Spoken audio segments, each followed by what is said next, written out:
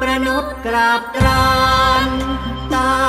บทพระมารจอมไทยพระบุญญาพวกเก้าเราไว้สำราญนานได้ด้วยบารมีพระกนิษฐาเอกองค์พระผู้ทรงศรีงดงามหนักหนาเมตตาไพฟ้า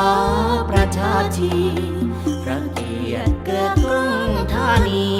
เพื่อทูลชุลีวิสิตสินลปิน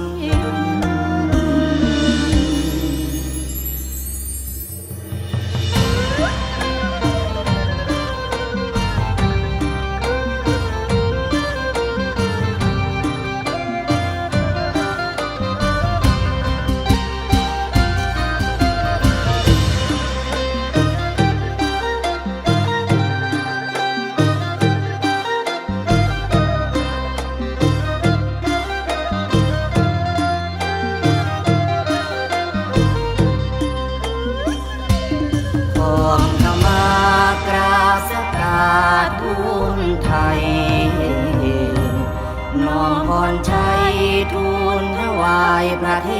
ศทานในการนี้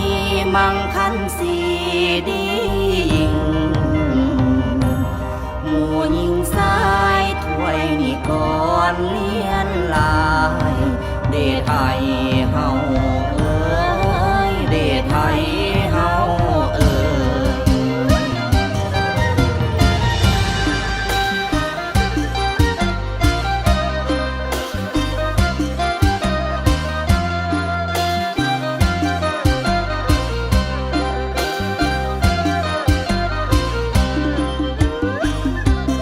ดวงมาลา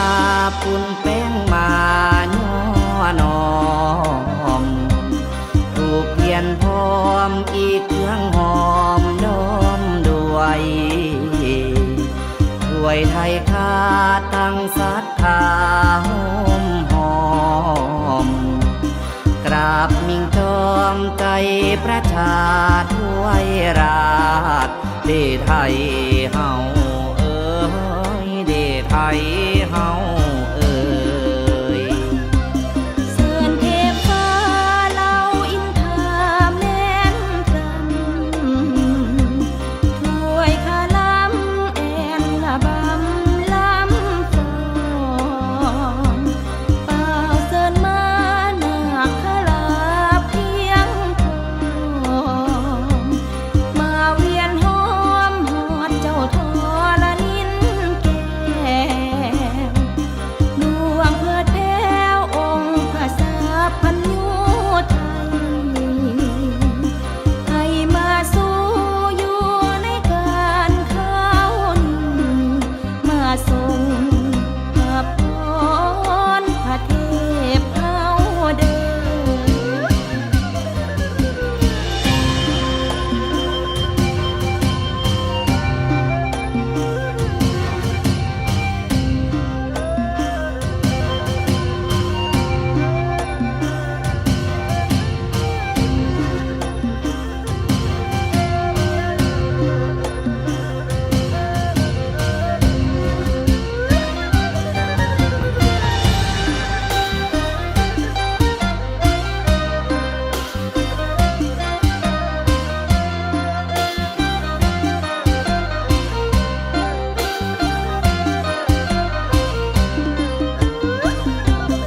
บอกมาแล้วบ่